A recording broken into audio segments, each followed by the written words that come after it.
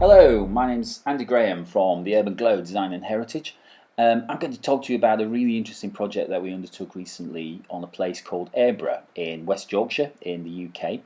And basically what I'm going to talk to you about is the start to finish process of urban characterisation. So really understanding what made the place a place. So in 2017 we began our analysis of a full characterisation in order to help the community inform their neighbourhood plan. So this was our study area boundary. So Guiseley there in the centre, Yeadon over to the east. These areas are basically industrial market towns that evolved within the valley of this fantastically beautiful landscape area. So a lot of Victorian mass industrialisation occurred there. But always within this quite constrained geographical location. So looking at some of the qualities of this place, the landscape quality is absolutely staggering. The buildings, highly distinctive buildings, very unique to this part of the world really. The views from one side of this valley to the other and the ancient lanes that skirt around them. These are things that we explored, so we understood the little details. We got to know the places where people live. We explored the roads that we use to move around. There's some big issues around movement here. The places that make people feel welcome, what makes them? And the place that makes us feel uncomfortable, what makes those? So this was the base map, rather bland, black and white base map showing our area. And I think it is testament to the project when you see what we actually did to this map. So black and white, we changed it to this.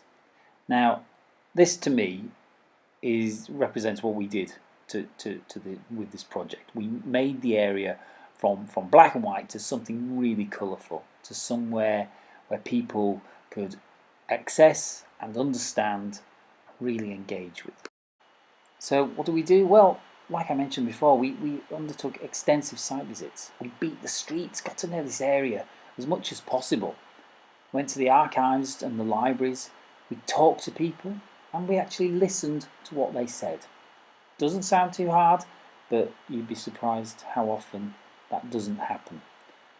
We had workshops and creative engagement, we had regular team meetings with the neighbourhood forum group. We even made a video and put it on YouTube to try to inspire and engage as many people as possible in what we were talking about. So we began, like any good project should do, by understanding the historic context, and we went all the way back to the prehistoric Roman, and all these little purple blobs on this map are representations from the archaeological record. So as you can see from the pre-Roman to the post-Roman, the area potentially withdrew into itself and settlements shrank. But then when we get to the early medieval, we get distinct settlements appearing within this area. Getting later on into the 17th and 18th century, you can see large-scale husbandry of the landscape, large-scale sarting, large-scale enclosure actually, and into the 19th century a lot of this early industry starts developing, and before you know it we have an area that looks a little bit like this. So this is Jeffrey's map of 1771, probably one of the most detailed early topographies of Yorkshire. You can see there Otley, you can see Guiseley Common, you can see Guiseley being quite a nucleated settlement at the time. Really fascinating, interesting map. The next detailed map we have is the first edition Ordnance Survey map of 1849. You can clearly see Guiseley up to the left-hand side there, and Yeadon down to the southeast, the lower right-hand side. Very distinct settlements in their own right. And this is a beautiful little drawing we found in the archives regarding the land dispute in an area called Nether Yeadon. You can just see the word Yeadon there in the lower left-hand corner. The drawings, really simple but really quite beautiful. Lovely little mullioned windows. And the second map that we found, which was really interesting, is this mill of Yeadon, the first steam-powered mill in the area. And what's interesting about this is the clusters, the density of buildings in there. So just to the north of the mill ponds there. A lot of little cottages, workshops, real character that is very, very distinct to this area. This is the historic environment record. So all these little pinpricks on here, these yellow pins, represent a data set that is recorded on the archaeological record. So we have everything from Neolithic flints to early industrial settlement to medieval field patterns to finds of daggers and a bronze torque, I think, was found around here as well.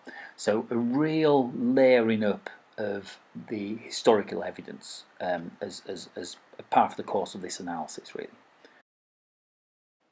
So following our historical analysis, we then went on to look at the built form analysis. So what did we do? Well, we identified the key characteristics of the built form of Aireborough. We got to know the buildings and the forms and how these places developed. We produced urban grain plans showing the density.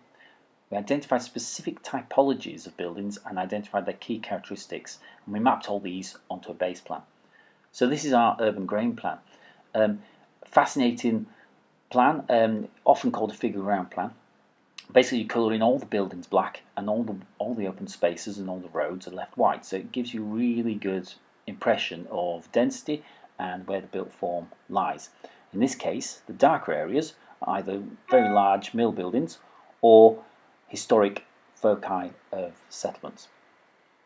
So it gives us a really good idea of how much land take is being taken up by what types of buildings. So this is one example of one of our typology sheets. So I've termed this vernacular buildings, and it does have a loose date range from round about the 17th century up until the middle of the 19th century. So what I've done here is looked at key characteristics, so simple vernacular forms, highly distinctive of Aireborough. Typologies include farmsteads, weavers' cottages, yeomen's houses. Sometimes isolated sites, often very, very old sites as well. Secondly, looking at the materials. So locally sourced, natural, often coarse grit stone or sandstone and stone slate roofs. Mullioned windows, a very characteristic feature of this part of the world. Defining street scene, as you can see from the urban grain plan there. Strong building lines, strong frontages, and modest defensible space, usually against the street frontage. So what causes the erosion of character? Well, often these lovely mullions are removed, timber sashes are removed, plastic windows are put in, painting or rendering of the buildings made worse by poor modern paints and cement render, which really harms these buildings. Non-contextual development, including extensions that don't really respond to the character and typology and materials of these buildings. All these things diminish the importance of these character buildings. So this brings us to our second case study of typology, which is we've termed this mid-century aspirational houses. This was the movement into the suburbs, basically, people working in the cities but being able to afford to move and travel into more pleasant areas, and this is a case in point. Now, these were often semi-detached houses or short rows of terraces, very heavily influenced by the garden city movement, so real reliance on large space standards, quite large gardens, a lot of landscaping within the public realm, things like grass verges, tree planting, not quite fully planned around the car, but obviously getting there.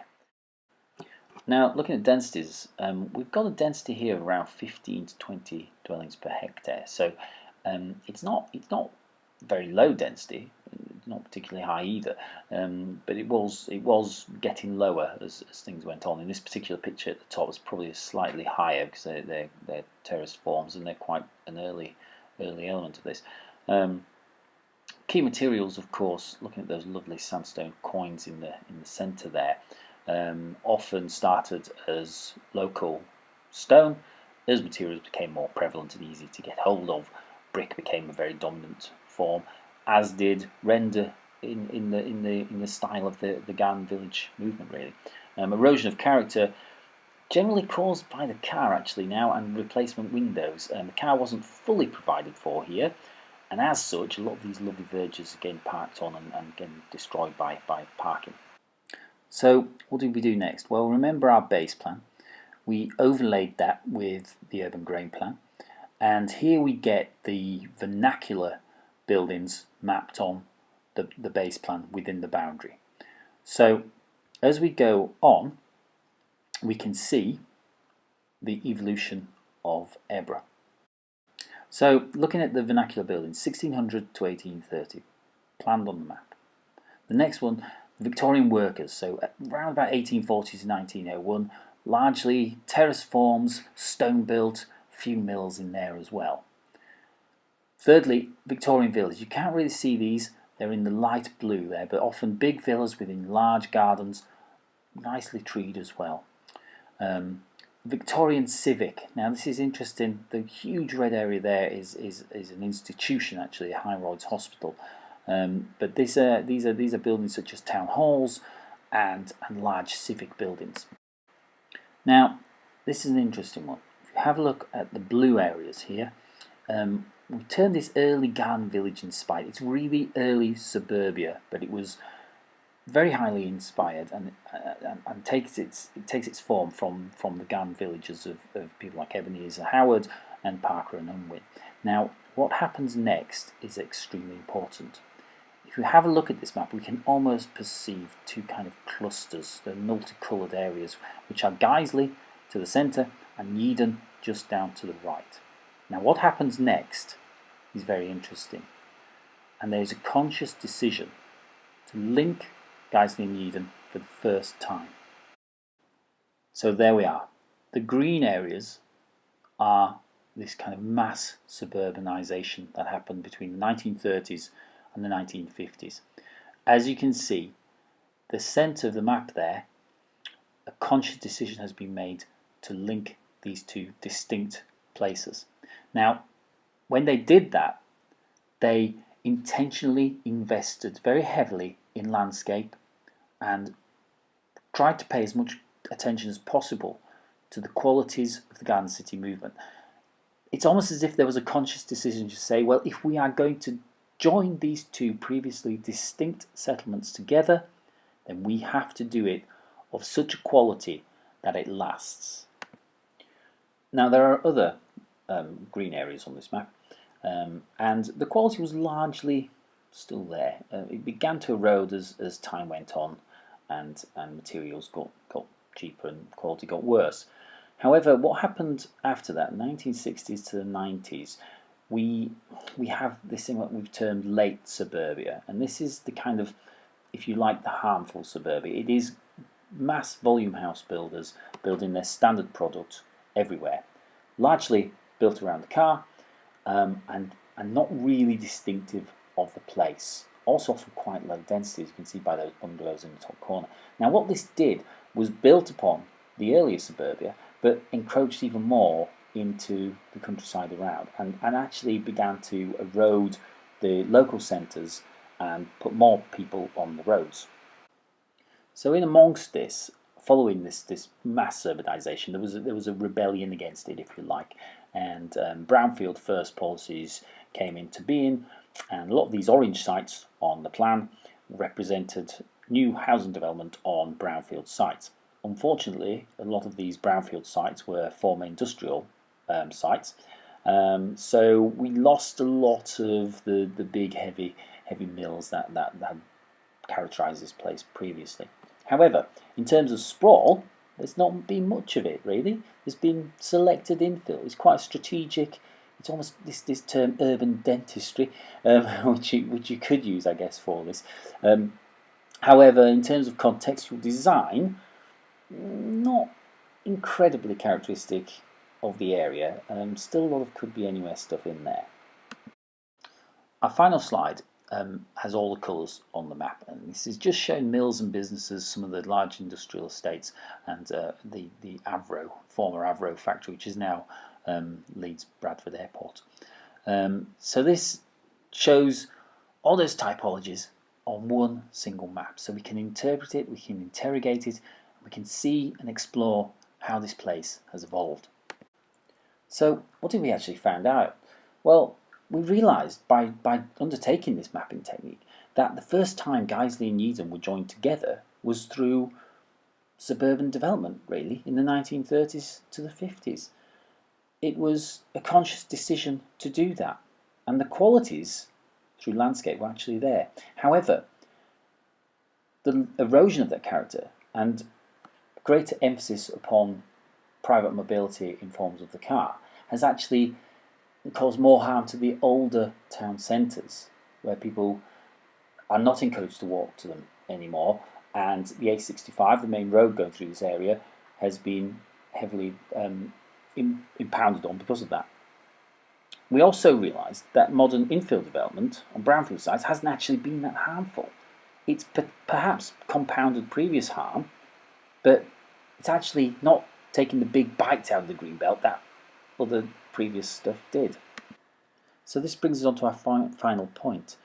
And there's a real health warning here that new development, if it's not in the right places and it's on greenfield sites, it could seriously have as great an impact as that of the early suburban development, except this time without the emphasis on quality and design potentially.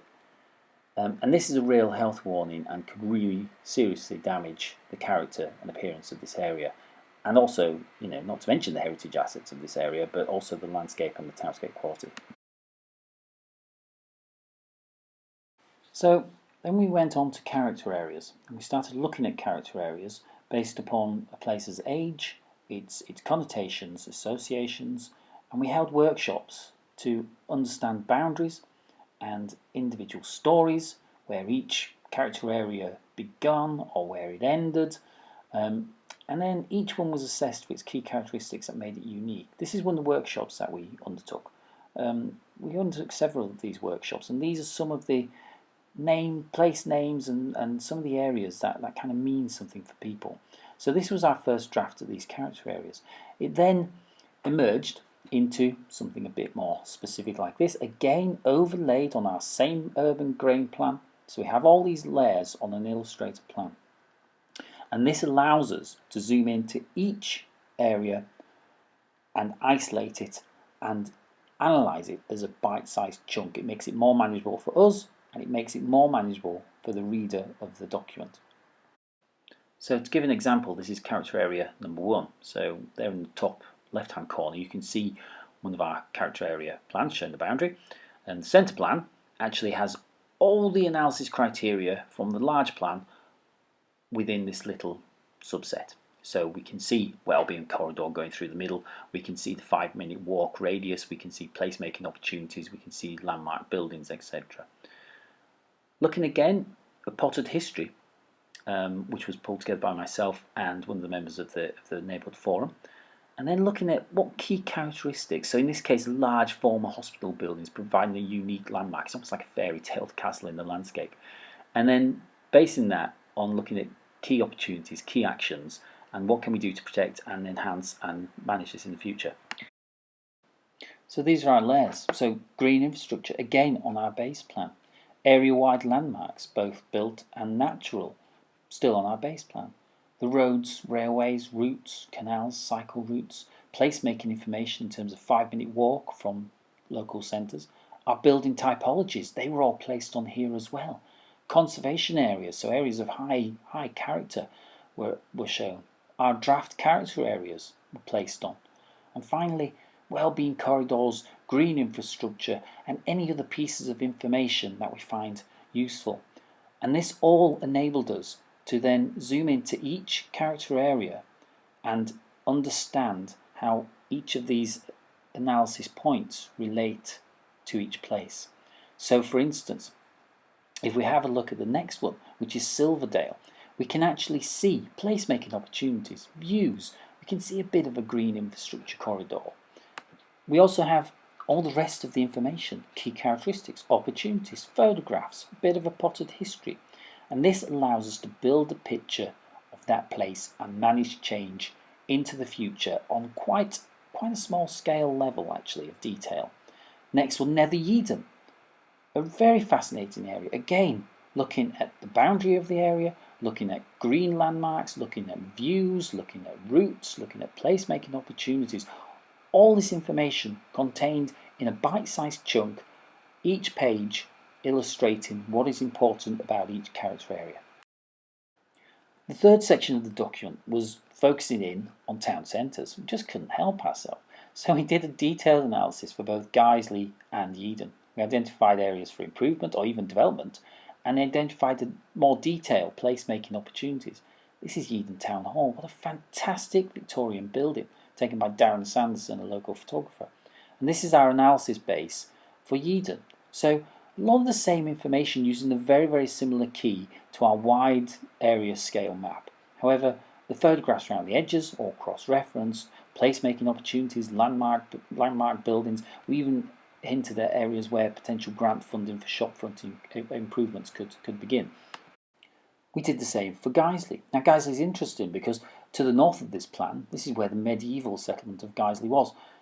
With the coming of the Turnpike Road and the railway, the whole town migrated south. Look at all these pink areas to the bottom end of this map. They're all potential development sites. A lot of them very, very low density sites. Sites such as this one. This is actually Yeadon. It's a supermarket with a huge surface car park around it. However, we must ask ourselves a question. Is it not a little perverse where we are trying to build on greenfield sites just down the road, and yet we have huge, huge areas of tarmac car parks, like this one? Like this one. So what do we do about it? Well, we undertook another case study. If you have a look at the urban grain diagram to the top corner there, look how low density this area is. And these are some of the areas which are incredibly low density. We have surface car parks. We have extremely low density bungalows. However, by taking one of these as a case study, we can have a look at the options for densifying this site, undercrofting the car park, putting the cars underground like they would anywhere else in the world. Using the extra space provided to build more units, residential, retail, this case study actually potentially allows us to reopen this historic watercourse that ran through the site. Fourthly, we looked at movement. Now, one of the symptoms of building such large retail parks planned around the car is that we have symptoms of high congestion on our roads. So what do? We mapped the main routes and transport corridors. We identified new active travel routes, and we analysed and identified more placemaking opportunities that could help improve pedestrian movement. So we looked at streets such as this, which could be a great cycle and pedestrian route. Actually leads straight to the airport. But this is the character of Aireborough that we most often see. The A65, the long spine road, absolutely clogged with traffic. It is no coincidence that the development of car-dominated development in terms of suburban type housing and large retail parks with huge car parks making it extremely easy for people to use the car to visit them results in places such as this. And this is a major, major problem for the people who live here. They cannot move anywhere in their car because there's just too many people using their car. And it's a problem that happens worldwide as well. So this is our spine road. This is the A65 running all the way through our area. These nodal points along its route, potential placemaking opportunities, they're also very, very busy junctions a lot of the time. The communities around them, you can see 5-minute walk from each local centre. Guiseley and Yeadon are only a mile apart. It's not far to walk. However, because of the way places have been planned in the past, everybody gets in their car and drives along this spinal road to get from A to B. It is highly unsustainable and actually unnecessary. But we can't blame people for using the car when their environment has been intentionally planned to encourage that such use. These are some comments that people of Guiseley have made. So let's interrogate this. No green route to walk to work. Phew! I have to walk from my house. I finally see green fields and those trees. Wow! I would run along the cycleway, but it has no lighting. It can be really scary at night. Why doesn't it have any lighting? Somebody said, I truly hate this walk, about walking along the A65. There was one resident who used small footways to get from A to B. And I asked him, are they not a bit scary? And he simply thought about it and said, well, yes, they are a bit scary at night. The last comment on there is talking about, I moved here because of this. And they're referring to Guiseley Station. However, Guiseley Station is completely isolated. You wouldn't know it was there. Ultimately, looking at this slide, the picture to the top left-hand side there is a mother trying to encourage her child to walk behind the barrier and not get run over by a big 4x4. That image, that situation should not happen anymore. We should not be planning environments where that is an issue. It is highly dangerous. Those barriers don't protect anybody. So this is one example of how such a space could potentially be improved. In this example, we're using an example that was used in London at Oxford Circus, which had diagonal straight across crossings. It's changing the surface material. It's getting rid of the white lines, the go faster stripes, as I call them. It's ensuring that the car slows down, uses these junctions, but slows down and does genuinely become a guest within our very valuable town centre. So what did we find out? Well, we realised that the problems of movement, congestion, pollution, etc. are directly related to the type of built environment, directly related to the type of development. Suburban housing and huge car-dominated retail development provide a reliance on the private car. It's a habit that has proven hard to shake. And in all honesty, we cannot, as I said before, we cannot blame people for using the car when their environment has been intentionally planned to make them do so. So we also realised that the older, more mixed-use areas are actually more likely to encourage people to walk and ultimately be healthier. They're more sustainable. Despite Guiseley and Yeadon, however, only being a mile apart, most people find it easier to sit in traffic for the amount of time it would take most people to walk it. So, by identifying walking routes, green corridors, and helping people to engage with their wonderful landscape and history, we can engage them to perhaps be a bit healthier, to perhaps walk, to perhaps not sit in the car on this huge road, which in turn will actually help alleviate some of the issues that people are concerned about. So the visuals we created were just there to tease people, to say how do we create more people-friendly places where the car is actually less dominant. We don't want to preclude the car, but we just want to control it. We don't want that lady to be worried about her children crossing the road. That is a situation that is absolutely unacceptable. So, as a conclusion, we devised some design principles to inform the neighbourhood plan. These related to things such as materials, proportions, layout, form, boundaries, landscaping, views, parking, grass verges. And then on top of this, we summarised all the key actions that we identified from each of our individual character areas that were based on that whole area analysis and understanding. And as a result, we can provide a framework for the future development of this place. So, in summary, we produced this document, we summarised the key issues, we enabled people, hopefully, to be able to plan positively for the future. We hope that by identifying what it is that makes Aireborough special, and by identifying ways to retain and enhance that special character, we can plan proactively for future truly sustainable development.